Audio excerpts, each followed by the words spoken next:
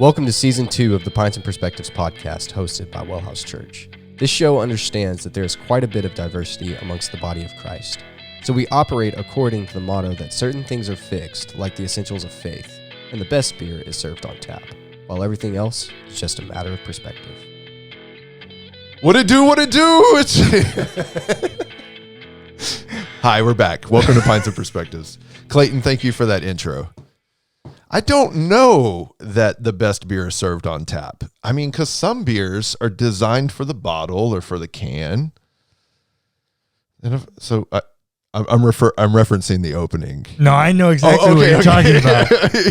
I know exactly what you're talking about. I'm just not sure it dignified a response. Bring back. Are you kidding me? The best beer is absolutely served on tap. Yeah, I just don't know that that's an essential of our faith. That's all I'm saying. Oh, it may not. I mean, I don't know. I like it. But, I mean, it is true. If I have the option, I'm going to choose. Beer on tap. I'm going to choose beer on tap. Yeah, the only time this is not true is if you're drinking something like Miller Lite. Or like something that's really like a well-aged bourbon barrel quad from, the Smokestack series of Boulevard. How's that for a beer drop for you? Yeah. Age that boy for about 5 years in the cellar, that's superior to beer on tap. Yeah, I'm just saying there's situations. There's situations. Yeah. Okay. Would you say that the majority of time it is true that the majority of beer is best served on tap? Yes. Well, thanks for the clarification of our intro. We're probably just going to leave that shit like it is, though. Sure. Unless you want to write something better. Nah, bro, I'm a busy man. That's how I feel. Is this the Halloween episode? Happy Halloween. Ooh. We should have worn masks. Yes, we did. I had thought about this. Yeah, you did. But you're actually going to learn about our histories of Halloween, and you will learn very quickly why I don't have masks. I can't wait. Yeah, but yes, happy Halloween, everyone. Woo! Let's drink some beer, talk about Halloween, witchcraft, evil, and hell. Witch. Are we talking about beer? Yes, of course. Okay, sorry. Alstad. How do you pronounce that? Cullen bought the beer today. Alstad. I literally know nothing about this beer. Okay, born in Fredericksburg, Texas, immersed in German history, made with only pure Texas hill country water and German hops, malts, and yeast. It is their Oktoberfest, premium German style beer, rich roasted malts, fine, smooth finish, 5.9 alcohol by volume in a 12 fluid ounce. Beautiful glass bottle. So there's a lot going on the back of this label that's going to tell me a lot of information that I'm not just going to read, but it says I should be expecting some caramel sweetness. I mean, it's an Oktoberfest, so I think we all know what to expect. The Fredericksburg element is interesting to me because have you ever been to Fredericksburg? For sure, my guy. Fredericksburg. I love Fredericksburg. People in Fredericksburg really love making shit from Fredericksburg. Well, look, y'all, everything is about economics. It's true. And if the town, it's got a little thing going on there. It does. People in Fredericksburg really like making legacy shit from Fredericksburg. They got your wines. They got your peaches. They got your beers. They got your history. Yeah, they've also got distilleries. And distilleries, that's right. So go off, Fredericksburg. Don't let him poo-poo on your parade. No, I'm not poo-pooing. I had a great vacation in Fredericksburg one time. But...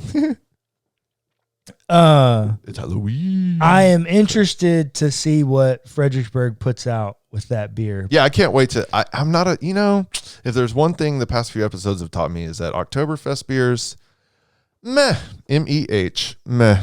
Yeah, it's okay. It's good. Yeah, I like ales, but that's kind of how I feel about them too. I think I like them more than you do. Especially since Adam be tripping. He doesn't finish his beer. Oh my gosh. Trying to get me drunk.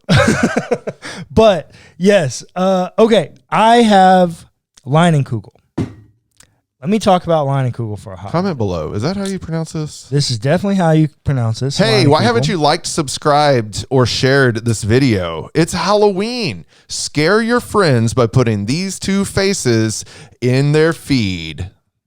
Go ahead. Scare your friends by putting these two faces in their feed. So funny. Okay, so Line and Kugel. Okay.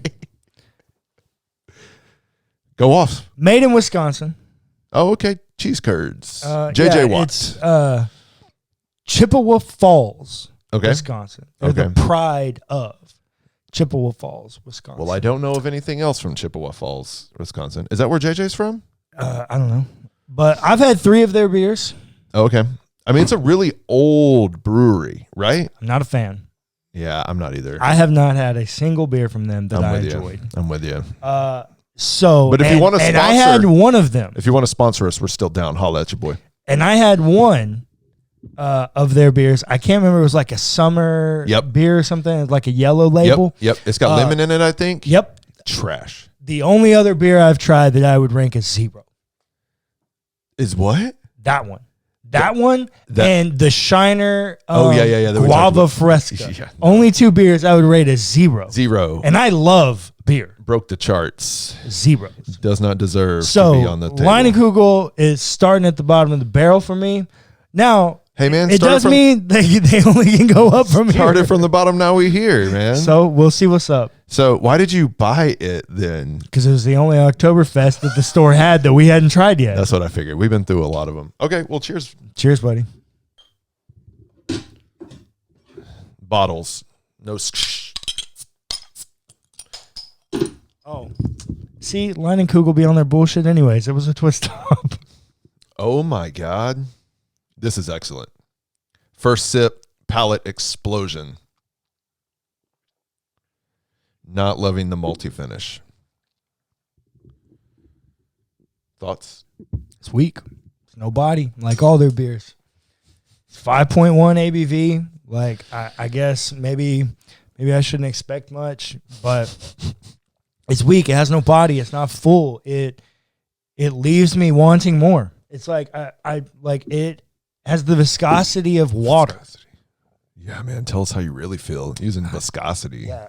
It's like a 4.8. It's terrible. This beer is excellent. Damn it. And Adam, you know why I'm so mad? Because off camera, Adam was like, which beer do you want? And he was like, I'll give you this one. I'll take the Line and Kugel. I was like, take this one for Fredericksburg. Yeah, he did. I'll give you the Fredericksburg. I was like, oh, you want the Line and Kugel? And he was like, oh, did you want the Line and Kugel? I was like, no, but I was going to shit on Line and Kugel. And he goes, well, shit on Line and Kugel. And he handed it to me. I was like, go ahead, go off. And now he got a great beer. It's a great beer. I mean, we've gone through a lot of different Oktoberfest, and this is one of the better ones I've tried. There's been a few that we've had, past episodes that I was not enjoyed. I will give it a 6. It's enjoyable. Yeah, go, Fredericksburg. Attaboy. Yeah. Okay. Halloween. Tell me about childhood Adam. Born in 88? Oh, 87. Good 87. guess. Good guess. What year were you born? 1995? 93. Child. Yes, child. Ooh, man. Yeah, so tell me, what is little 1989 87, brah. No, 89, 2-year-old Adam Chaney. What's he doing on Halloween? Okay, so when I was born, I'm gonna try to make this quick, but little backstory on Adam's history. Got a great mother, single mother. I was basically raised by my mom and my maternal grandmother and an aunt. And they, so I had a lot of really strong women in my life. And they raised me. They weren't particularly religious when I was born. And so, there wasn't a lot of church attendance. There wasn't a lot of, Christian, worldview or family values or, the stuff that people talk about. I come into the world under not so great circumstances for my mother. My grandmother plays an instrumental part in taking care of me. We start growing up, but at the age of 4, I end up talking about wanting to go to church. So we go to their childhood church, which was a Southern Baptist, SBC aligned church, historic church in the Houston Heights area. And I got nothing but love for that church, but that's where I started, and it was the late 80s, early 90s. So if you know your evangelical history, it was on and popping. They were the largest denomination, and the mixing of the SBC with right-wing conservative politics was already well on its way. And so you had the moral majority and the culture wars were raging.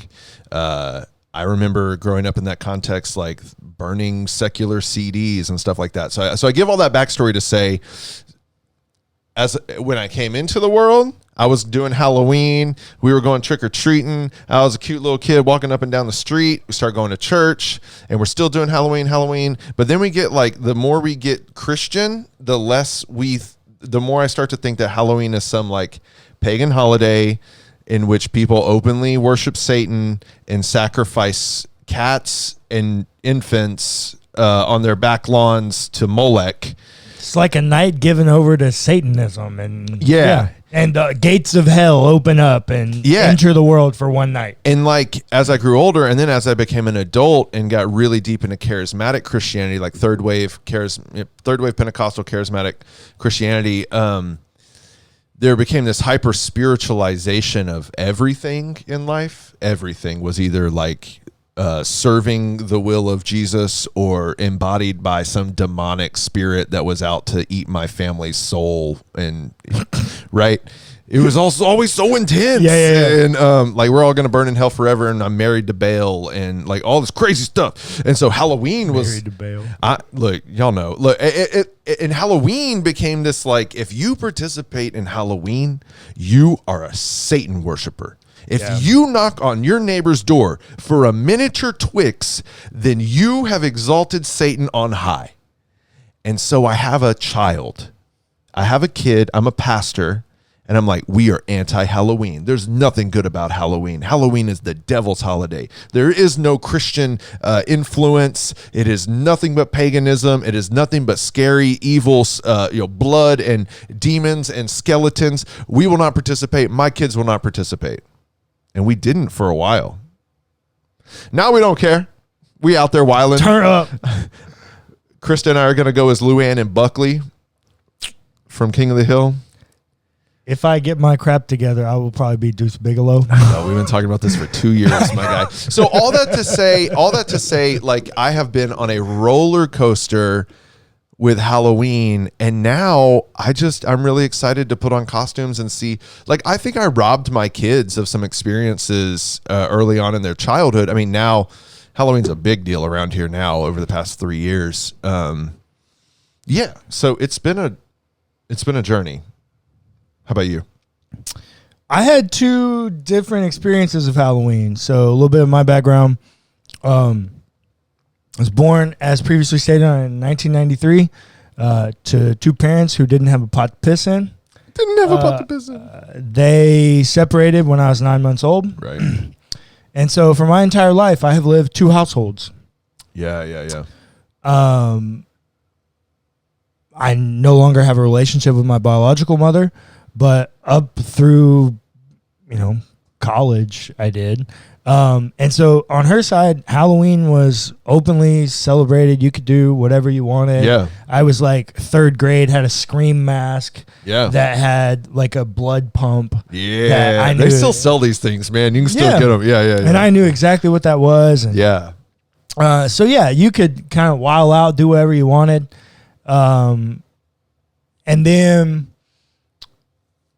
on the other side, I had my dad, who was the Christian side, the good, stable home, the parent that I still have a relationship with. And we were poor and country. Yeah. So we weren't buying candy to give to people. There wasn't really money around for that. I'm not going to hand out free food from my own front door. Yeah, we were poor. Come on, man. Priorities. Money was tight. We weren't doing that. We were generous, but we just didn't have it. I love it. And so, and we lived out in the middle of nowhere. Yeah. It was an old, it was a small house on blocks, oil field house that had been moved a couple of times, and it doesn't even exist anymore. We paid $250 a month for it. Wow. Yeah, nobody came. Yeah. And then, but we did go to church. Yeah, right. And the church always had a fall fest. Yeah, I didn't even talk about fall festivals and stuff. Yeah. Which is, once again, SBCs and evangelicalism and the height of all of it. It's called holiday. It's called alternative programming or alternate programming. Yeah, right? Alternate programming. Alternate programming. So we would go to the fall fest sometimes, and for sure, whatever, trunk or treat. We did. I went through some trunk or treats. Yeah, bro. People, roll up in their cars and put candy in the church parking lot. Yes. Maybe have like games that they do out of the trunk of their car. Yes. Tailgate of their truck. We did this when I was a pastor in Riesel. We had Riesel, Texas's largest trunk or treat. Yo, how many trunk or treats are in Riesel, Texas? I mean, there was just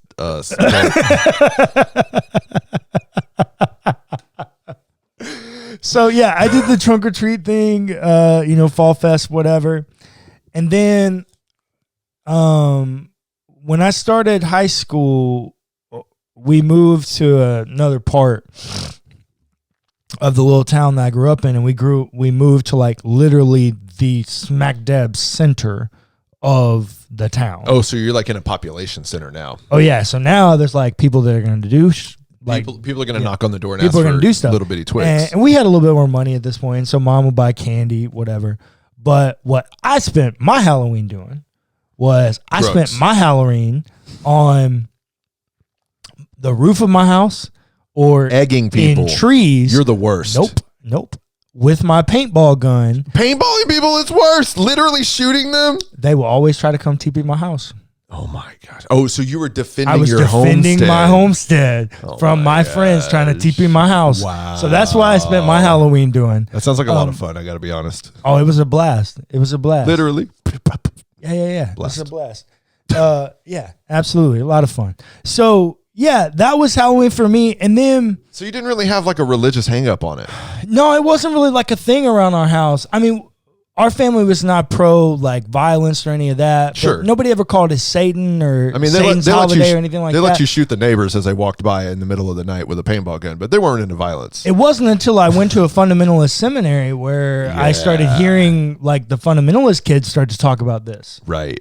Because that was the other thing. None of my family's educated. Okay. Like both of my parents, my dad and my now stepmom, both went to college. Yeah. They have some college, but they did not graduate. Yeah. And so they're like learned people. Oh, yeah. But they're not studying the history of these things. And we grew up poor. I mean, my dad worked 120 hours a week, a lot of weeks. So like there was not time to just be around reading books. Mm-hmm. This is why I tell people all the time, if you have a book in your hand, it probably means you're a person of privilege. Yeah, it's luxury. And so, yeah, there wasn't just time to be like sitting around researching this stuff. And so my dad was like, he ain't fighting nobody. Like, it's not a thing. He's not like, fighting anyone. The sheriff isn't calling me. So he's not on drugs. Like, Halloween is probably the least of my problems right now. Oh, my Lord.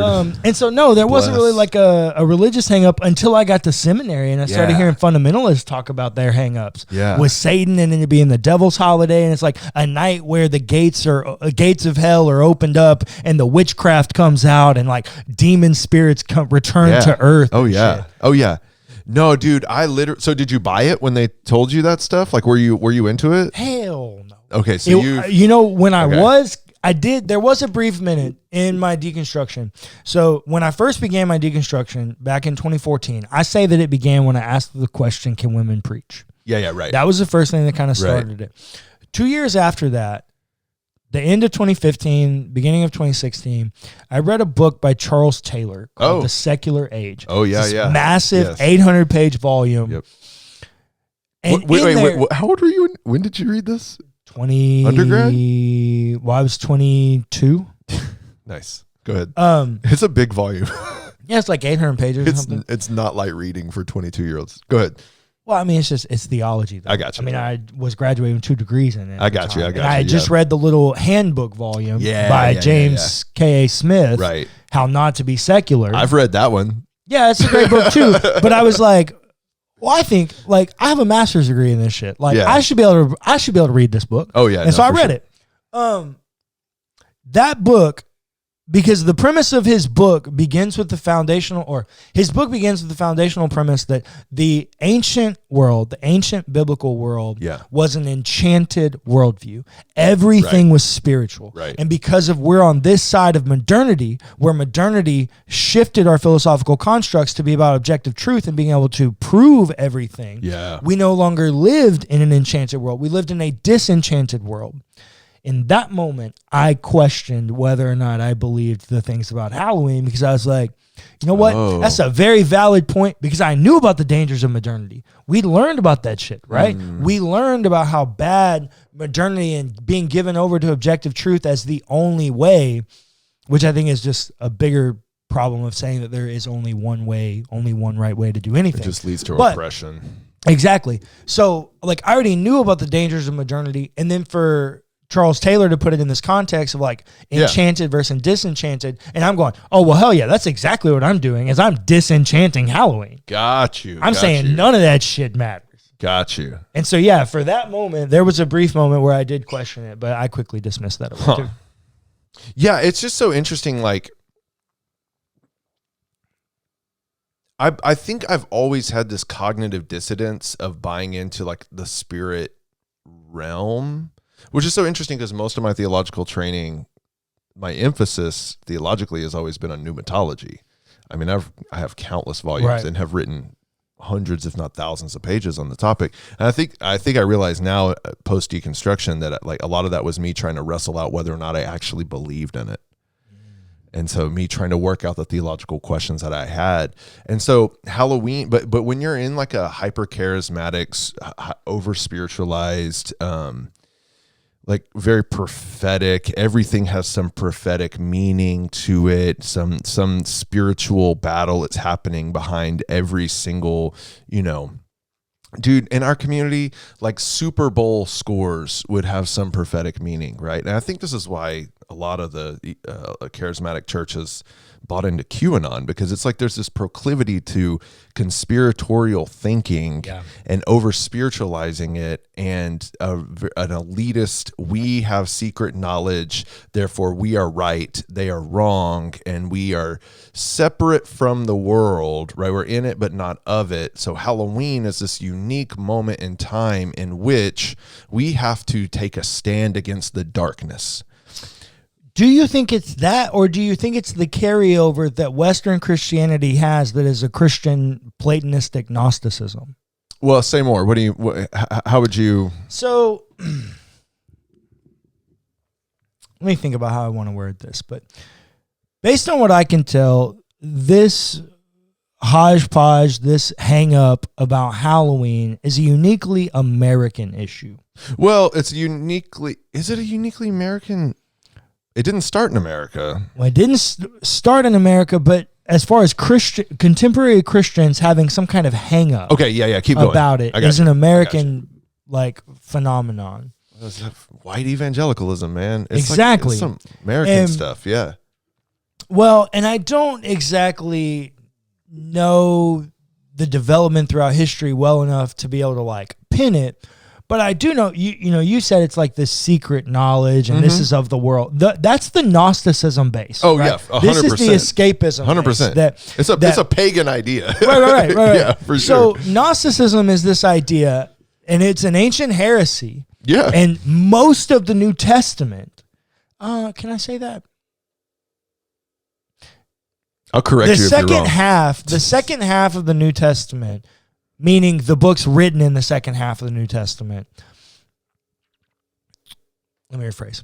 The books that are written in the second half according to their dating. Chronology. Yeah, thank you. Yes. The chronology of them, the second half, are combating Gnosticism. Yeah. They're responding to it. They're responding to Gnosticism. The entire Johannine corpus. Yeah.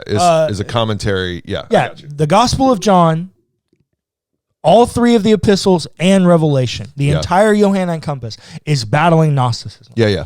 And Gnosticism was this heresy that said that I am a spiritual person trapped in this human fleshly body that Paul says is bad. Right. And so all material things are bad. Right. So we need to be delivered from them. We need to be delivered from them. Escape them. And we do that through some secret knowledge of Jesus. Yeah.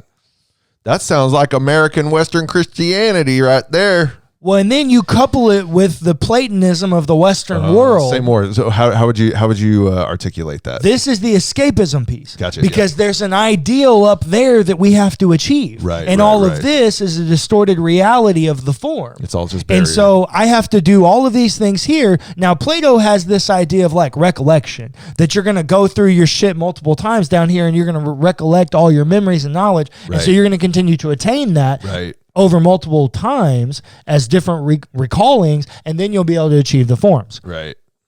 That's not how that's not how Christians view it. But the adoption of like the heavenly form, and that being what we have to go to, the leaving this material world, that all comes from Plato. And then you couple it with this Gnosticism. Yeah, that's good. And then the turn of the century, the 21st century,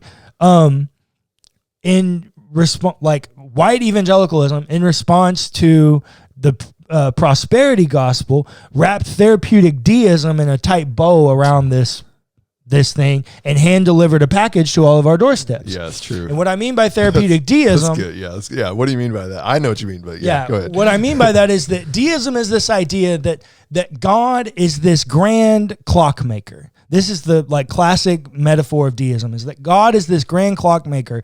And so God created this clock, which is the created world, and set it in motion, but does not touch it, does not have the power to intervene, chooses not to. It's running on its own accord. It's running on its own accord. And the most common, like probably the most known deists are the founding fathers. Wait. You mean they weren't Billy Graham born-again Christians? No, not even a little bit. If you don't believe me, go read Thomas Jefferson's Bible. Thomas Jefferson takes a standard canon and then he makes some edits. With scissors. And literally just starts cutting shit out. And what does he cut out? The spiritual stuff. Miracles. Yeah. Because God can't intervene in the world. It's a clock. He's a deist. He's a deist. Right. That is not Christian. He was also a slave owner. So exactly. F. Thomas Jefferson. So in God we trust. Yeah, some God, but not a Christian God. Yeah, right. Be careful, Christian nationalists. Yeah. So that's deism. And then the therapeutic piece is that Jesus is a healer and we want you to feel good. And this should be an experience where we're like healing your soul, but we're doing it in a performative way, like an objectified way. Like we're going to put this performance on for you. You're going to pay for it because we're going to ask you for money, and we're going to forget all of our values and all of our mission and all the things that Jesus told us to do because we're only going to give 9% of our budget to actually helping anybody. Tax the church. That was the package that was delivered in the time that you and I were born. I'm telling you, man. And that's why Halloween is shit on. It is interesting. If you were looking for your history lesson. Well, and there's also just always like this, like conservative white evangelical Christianity. Again, it's like you have so many qualifiers in America. It always has to have an enemy. It feels like there always has to be something that you're waging war against. And it feels like Halloween is kind of low-hanging fruit for folks who are always looking for the enemy to... Well, it's an easy one to attach evil to because people get the freedom to dress up and express themselves however they want, which historically is the enemy of white evangelicalism. Right. White evangelicalism is about uniformity. Yeah, not self-expression. Right. White evangelicalism wants people to do exactly what white evangelicalism wants them to do. Oh, man. And they're also against eating candy. So, don't be an evangelical. They're against eating candy. Well, because you can't be fat except for Thanksgiving, because then every white evangelical pastor will make the same joke the Sunday after Thanksgiving about how much fucking food he ate while they're starving people. This is literally the problem of gluttony, is that you consume while other people suffer. Drag them. How do you feel about... Look, the episode's getting really long, so I'm going to... how do you feel about witchcraft? Okay, rapid fire. Is witchcraft... We should talk about witchcraft on Hell. Well, it's Halloween. Well, but this was just like the introduction to like there are some people that say Halloween is like the gates of hell opening up for one night, and it's like, no, it's not that. Leinenkugel, he hates it, but he drank the whole thing. See you on the next episode of Pints and Perspectives. Whoa, wait, you gonna shame me? You gonna try to shame me out the door? No, yes, I did drink all of it because I am not paid money for it. Because I'm not committing party fouls like you. Thanks for listening to the Pints and Perspectives podcast hosted by WellHouse Church. Be sure to give us a rating and a review if you enjoyed the episode. It's free and it helps us immensely. Also, feel free to check out our other podcasts.